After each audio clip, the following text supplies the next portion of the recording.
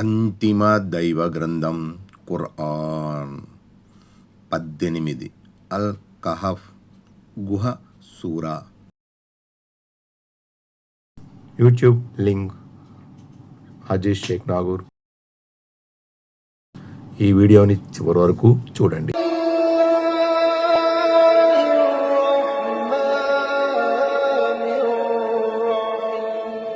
అపార కరుణామయుడు పరమ కృపాశీలుడు అయిన అల్లాహ్ పేరుతో. ఆయత్ నంబర్ 38. لكن هو الله ربي ولا أشرك بربي أحدا. ఆయత్ నంబర్ 38. నాకు మట్టుకు నేను ఆ అల్లాహే నా ప్రభు అని నమ్ముతున్నాను. నేను నా ప్రభువుకు సహవర్తునిగా ఎవరినీ కల్పించను. వ్యాఖ్యానం 64. నేను మాత్రం ఎన్నటికీ నీలాగా మాట్లాడను, ఎందుకంటే నేను ఒకే ఒక్కడైన దేవుని పోషకత్వాన్ని, ఆయన ఏకత్వాన్ని అంగీకరించాను. విశ్వాసి అయిన ఈ మిత్రుని మాటలను బట్టి బోధపడేది ఏమిటంటే ఆ తోట యజమాని ముష్రిక్ మరియు కాఫిర్. ఆయత్ నంబర్ 39. ولولا إذ دخلت جنتك قلت ما شاء الله لا قوة إلا بالله إن ترني أنا أقل منك مالا وولدا. ఆయత్ నంబర్ 39. మిత్రమా, నువ్వు నీ తోటలోకి పోతున్నప్పుడు అల్లా తలచినదే అవుతుంది. అల్లా ద్వారా లభించే శక్తి తప్ప వేరే శక్తి ఏదీ లేదు అని ఎందుకు పలకలేదు? ఒకవేళ నువ్వు నన్ను సంపదలో, సంతానంలో నీకన్నా అల్పునిగా చూస్తున్నట్లయితే. వ్యాఖ్యానం 65. దైవానుగ్రహాల పట్ల ఎలా కృతజ్ఞతాభావంతో మసులుకోవాలో ఆ మిత్రుడు అతనికి చెప్పాడు. కళకళలాడే ఆ తోట లోపలికి ప్రవేశించినప్పుడు మాషాల్లాహ్ లా కువ్వత ఇల్లా బిల్లా అని నువ్వు ఎందుకు పలకలేదు? ఏది జరిగినా దైవేచ్ఛతోనే జరుగుతుంది. ఆయన తలిస్తే దాన్ని అలాగే ఉండనిస్తాడు. ఆయన తలుచుకుంటే నామరూపాలు లేకుండా చేస్తాడు. అందుకే హదీసులో ఈ విధంగా చెప్పబడింది. ఎవరికైనా సరే తమ సంపద, సంతానము స్థితి బాగా అనిపిస్తే వారు మాషాల్లాహ్ లా కువ్వత ఇల్లా బిల్లా అని పలకాలి. తఫ్సీర్ ఇబ్నే కసీర్, ముస్నదే అబూ యాలా ఆధారంగా. ఆయత్ నంబర్ 40. فعسى ربي أن يؤتيني خيرا من جنتك ويرسل عليها حسبانا من السماء فتصبح صعيدا زلقا. ఆయత్ నంబర్ 40. తెలుసుకో, నా ప్రభు నాకు నీ తోట కన్నా మేలైన దాన్ని ప్రసాదించి నీ తోటపై ఆకాశం నుంచి ఏదన్నా శిక్షను పంపవచ్చు. ఆశ్చర్యపోవలసిన అవసరం లేదు. అప్పుడది తెల్లారేసరికి చదునైన నున్నని మైదానంలా అయిపోవచ్చు. వ్యాఖ్యానం 66. ప్రపంచములో లేదా పరలోకములో లేదా ప్రపంచము మరియు పరలోకము రెండింటిలోనూ నా ప్రభువు నన్ను కటాక్షించవచ్చు. వ్యాఖ్యానం 67. పాపాలకు ప్రతిఫలంగా వచ్చిపడే శిక్షను హుస్బాన్ అంటారు. అసలు ఈ పదం ఇషాబ్ నుంచి వచ్చింది. ఆకాశం నుండి విరుచుకుపడే అగ్రజ్వాల వడగాల్పు ద్వారా సృష్టికర్త ఇట్టే నిలదీసి నిమిషాల్లో లెక్క తేల్చేస్తాడు. ఇప్పుడు నవనవలాడుతున్న ఈ తోట రేపు తెల్లవారేసరికల్లా నేలమట్టమై చదునైన మైదానంలా మారిపోయినా ఆశ్చర్యం లేదు. ఆయత్ నంబర్ 41. أو يصبح ماؤها غورا فلن تستطيع له طلبا. ఆయత్ నంబర్ 41. లేదా దీని నీరు భూమిలో ఇంకిపోను వచ్చు, దాన్ని వెతికి తీసుకురావడం నీ తరం కాకపోవచ్చు. వ్యాఖ్యానం 68. లేదా నీ తోటల పచ్చదనానికి, నీ పంట పొలాల సేద్యానికి దోహదపడుతున్న ఈ కాలువ ఎండిపోవచ్చు, అందలి నీరు భూమిలోకి దిగిపోవచ్చు.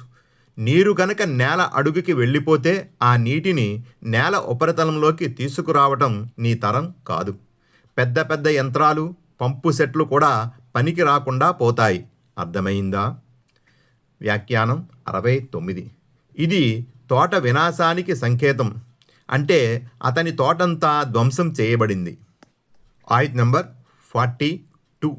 وأحيط بثمره فأصبح يقلب كفيه على ما أنفق فيها وهي خاوية على عروشها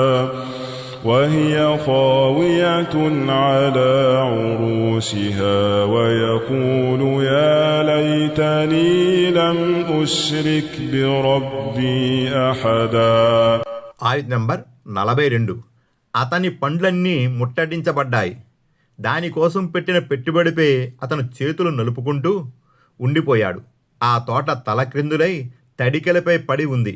అయ్యో, నేను నా ప్రభువుకు సహవర్తులుగా ఎవరినీ నిలబెట్టకుండా ఉంటే ఎంత బాగుండేది అని ఆ వ్యక్తి అన్నాడు.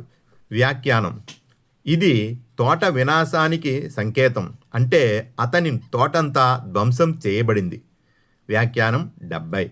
తోట పెంపకానికి, సేద్యానికి, ఎరువుల కోసం చేసిన ఖర్చులను తలుచుకుని బాధపడసాగాడు. చేతులు నలుపుకున్నాడంటే తన తప్పిదంపై సిగ్గు చెందాడన్న భావం కూడా వస్తుంది. వ్యాఖ్యానం 71. నిన్నటి వరకు ద్రాక్ష తీగలు ఏ తడికలపై, పందిళ్లపై ఉండేవో ఇప్పుడు అవన్నీ కుప్పకూలిపోయినాయి. పంటంతా విధ్వంసానికి గురైంది. వ్యాఖ్యానం 72. సర్వాధికారి అయిన అల్లాహకు ఇతరులను సాటి కల్పించడం, దైవానుగ్రహాలను పొందిన తరువాత కూడా ఆయన్ని కాదనటం, ఆయనకు వ్యతిరేకంగా గర్వాహంకారాన్ని, తలబిరుసుతనాన్ని ప్రదర్శించటం ఒక మానవ మాతృనికి సుతారాము శోభించదన్న యథార్థం ఇప్పుడు అతనికి బోధపడింది. కానీ చేతులు కాలేక ఆకులు పట్టుకుని ప్రయోజనమేమిటి? అప్పటికే పోడ్చలేని నష్టం జరిగిపోయింది. ఇలా ఉంటుంది దేవుని దెబ్బ. ఆయత్ నంబర్ 43. ولم تكن له فئة ينصرونه من دون الله وما كان منتصرا. ఆయత్ నంబర్ 43. అల్లాహ్ పట్టు నుంచి అతన్ని రక్షించి సహాయపడడానికి అతని జనసమూహం ఏదీ రాలేదు. స్వయంగా అతను కూడా ప్రతిఘటించలేకపోయాడు. వ్యాఖ్యానం 73. ఏ మంది మార్బలాన్ని చూసుకొని అతను మురిసిపోయేవాడో వారెవరూ అతని తలరాతను మార్చలేకపోయారు. అతను సైతం దేవుని పట్టు నుంచి తనను కాపాడుకోలేకపోయాడు. ఆయత్ నంబర్ 44. هنالك الولاية لله الحق هو خير ثوابا وخير عقبا. ఆయత్ నంబర్ 44.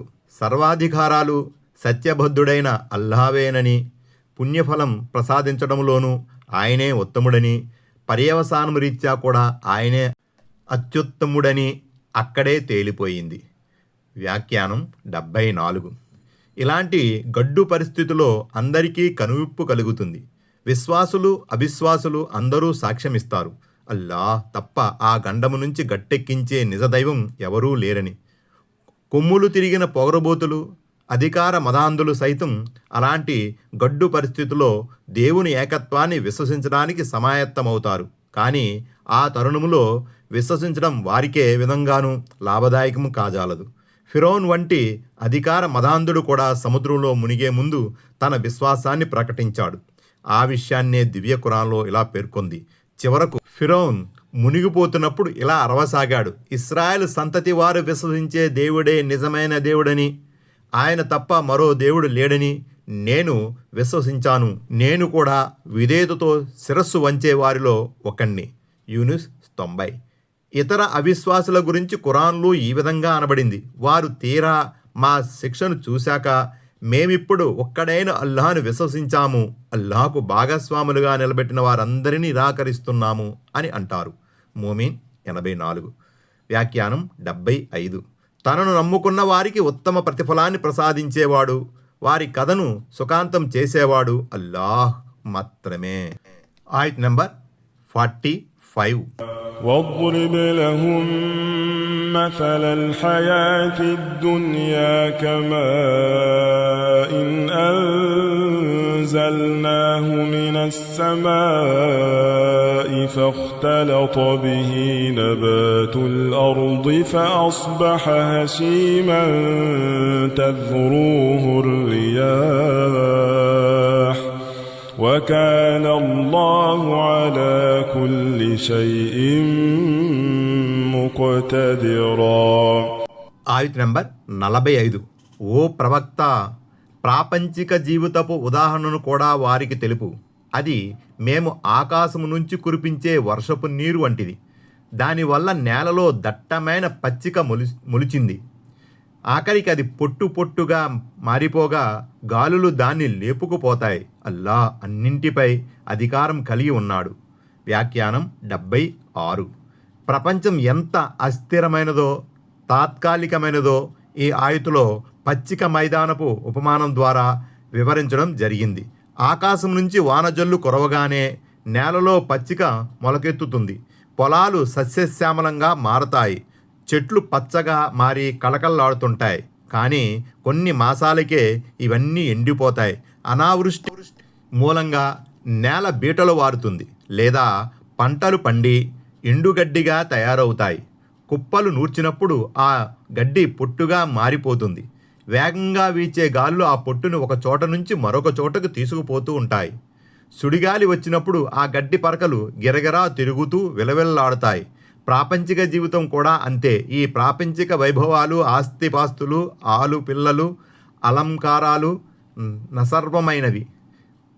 ఒక పెనుగాలికో, ఒక ఉప్పెనకో, ఒక ఉధృతమైన వరదకో, ఒక భూకంపానికో, ఒక ప్రకృతి ప్రకోపానికో గురైనప్పుడు సర్వనాశనమైపోతాయి. వాస్తవానికి ఇవన్నీ ఆ ఏకైక ఆరాధ్యుని ఆధీనంలో ఉన్నాయి. ఆయన అధికారానికి లోబడి ఉన్నాయి. ప్రాపంచిక జీవితపు ఈ వాస్తవికతను అల్లాహ్ దివ్య ఖురాన్లో అనేక చోట్ల ప్రస్తావించాడు. యూనుస్ 25, జుమర్ 21, హదీద్ 50 మొదలగునవి. ఆయత్ నంబర్ 46. المال والبنون زينة الحياة الدنيا والباقيات الصالحات خير عند ربك ثوابا وخير أملا. ఆయత్ నంబర్ 46. సిరి సంపదలైన సంతానమైన ప్రాపంచిక జీవితానికి అలంకారం మాత్రమే. అయితే మిగిలి ఉండే సత్కార్యాలు నీ ప్రభువు దగ్గర ప్రతిఫలం రీత్యా మేలైనవి, అత్యుత్తమం కాగలవని ఆశించబడేవి అవే. వ్యాఖ్యానం 77. తమ ప్రాపంచిక సిరి సంపదలను, ఆలు బిడ్డలను, కులగోత్రాలను, తాత ముత్తాతల ఘనకార్యాలను చూసుకుని మురిసిపోయే వారికి ఈ ఆయతు గుణపాఠం వంటిది. ఇవన్నీ క్షణభంగరమైన ప్రాపంచిక జీవితపు తాత్కాలిక అందాలు మాత్రమే. పరలోకంలో ఇవేవి పనికిరావు. పరలోకంలో పనికి వచ్చేవి, ఆదుకునేవి సత్కార్యాలే. వ్యాఖ్యానం 78. ఇంతకీ ఆ మిగిలి ఉండే సత్కార్యాలు బాకియాతు సాలిహాత్ ఏవి? నమాజు అని కొందరు, దైవ స్తోత్రం అని కొందరు, దేవుని పవిత్రతను కొనియాడటమని కొందరు, ఇతర సత్కార్యాలని కొందరు రకరకాలుగా వ్యాఖ్యానించారు. వాస్తవానికి ఇవన్నీ సత్కార్యాలలో అంతర్లీనమై ఉన్నాయి.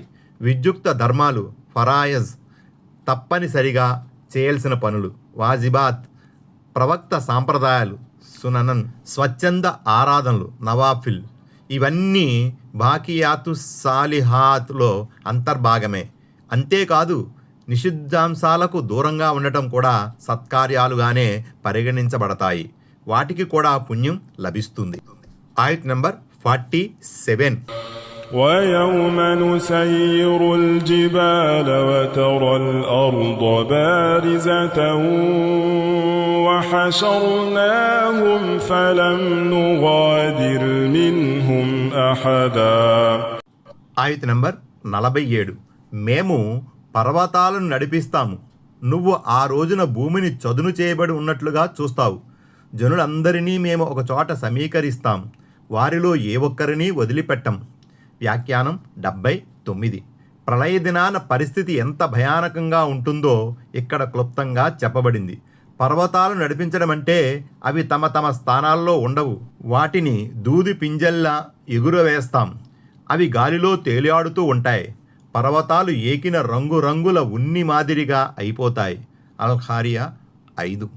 మరిన్ని వివరాల కోసం చూడండి తూర్ 9-10 ఆయతులు, నమల్ 88వ ఆయతు, తాహా 105-107 ఆయతులు.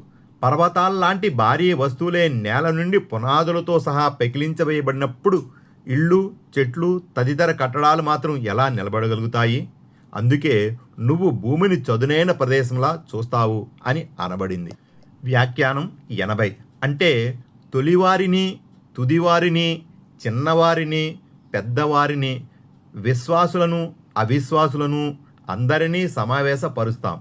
ఏ ఒక్కడు ఆ రోజు మా పట్టు నుంచి తప్పించుకోలేడు. మరే ఒక్కడు సమాధి నుంచి బయటపడి వేరే చోటికి పారిపోలేడు. Like, comment, share, subscribe.